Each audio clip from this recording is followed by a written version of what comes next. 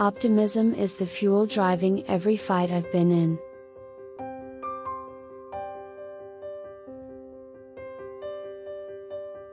We're at a moment where we're being confronted by multiple crises that have converged: a public health crisis, an economic crisis, a long overdue reckoning on racial injustice, and a climate crisis.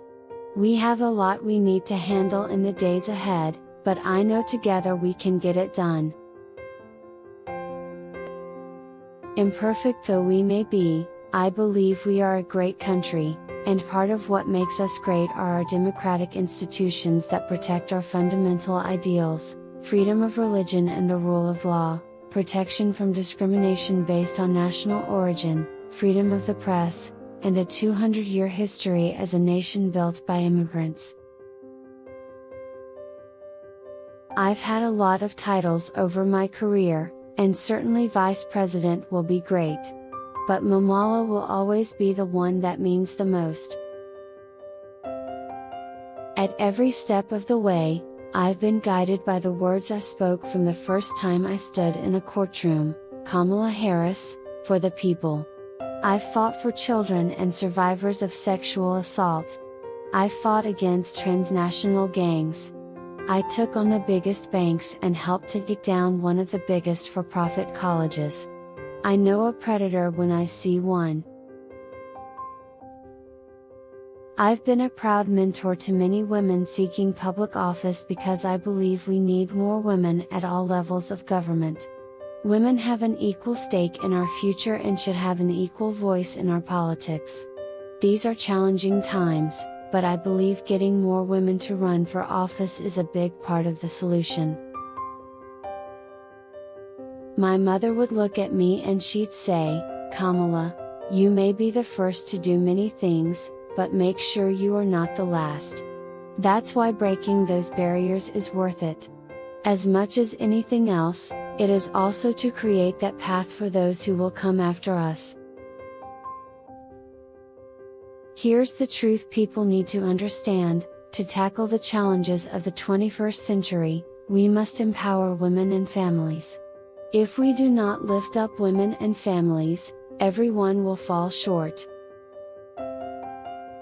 My parents would bring me to protest strapped tightly in my stroller, and my mother, Shyamala, raised my sister, Maya, and me to believe that it was up to us and every generation to keep on marching. She'd tell us, don't sit around and complain about things, do something. So I did something. What's important for my daughter to know is that, if you are fortunate to have opportunity, it is your duty to make sure other people have those opportunities as well. What I want young women and girls to know is, you are powerful and your voice matters. You're going to walk into many rooms in your life and career, where you may be the only one who looks like you, or who has had the experiences you've had. But you remember that when you are in those rooms, you are not alone. We are all in that room with you, applauding you on, cheering your voice, and just so proud of you. So you use that voice and be strong. We cannot tolerate a perspective that is about going backward and not understanding women have agency. Women have value. Women have authority to make decisions about their own lives and their own bodies. You never have to ask anyone permission to lead.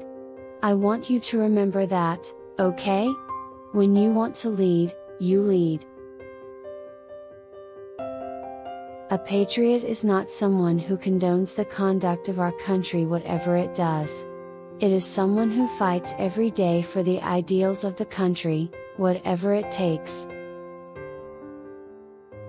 Anyone who claims to be a leader must speak like a leader.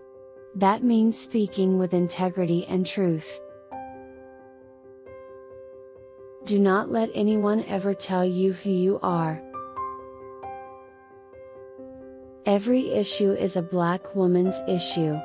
And Black women's issues are everyone's issues. There is no vaccine for racism. Single women in politics are viewed differently than single men. When I look at young girls and boys, and they look at me, they see themselves, and what they can be. That's the weight that I carry, and the joy of the weight.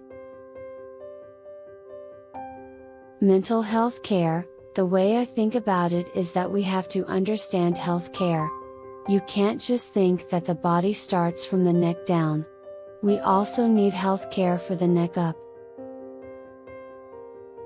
The truth is that the vast majority of Americans are good, fair, and just, and they want their country to reflect those ideals. Doing nothing while the middle class is hurting. That's not leadership. Loose regulations and lax enforcement. That's not leadership. That's abandoning our middle class. People who work for me know that family comes first. And I'm fortunate to have a family that is very supportive of the work I do, so I don't have to live two separate lives. I want to use my position of leadership, to help move along at a faster pace what I believe, and know the Obama administration wants to do, around the urgency of climate change. There will be people who say to you, you are out of your lane. They are burdened by only having the capacity to see what has always been instead of what can be. But don't you let that burden you. I'm opposed to any policy that would deny in our country any human being from access to public safety, public education, or public health, period. I believe that a child going without an education is a crime. With the advent of DNA, we know that people have been convicted, and sentenced to death, who later proved not to be guilty of the crime. Everybody will make mistakes, and for some that mistake will rise to the level of being a crime. I was raised to be an independent woman, not the victim of anything. To change criminal justice policy in any meaningful way, means to propose changing a very long-standing system. It's not realistic to think you can do it overnight. I'm one of the luckiest people on earth. I think I have every piece of music Bob Marley ever made. I strongly believe that for serious and violent criminals, we must absolutely hold them accountable for their crimes, and send them to prison. What we all want is public safety. We don't want rhetoric that's framed through ideology. Getting smart on crime does not mean reducing sentences, or punishments for crimes. Generally speaking, the public appetite for criminal justice policy is just tough talk. My mother was, and will always remain my greatest hero. I think Hillary Clinton could do whatever she puts her mind to. I really do. She's incredibly dedicated to public service, she is smart as a whip, and she's effective. Don't give up, our country needs you now more than ever. This is a pivotal moment in the history of our country, our ideals are at stake, and we all have to fight for who we are.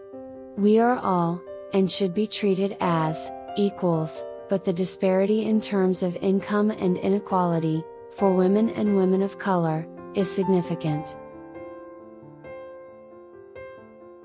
The American dream belongs to all of us.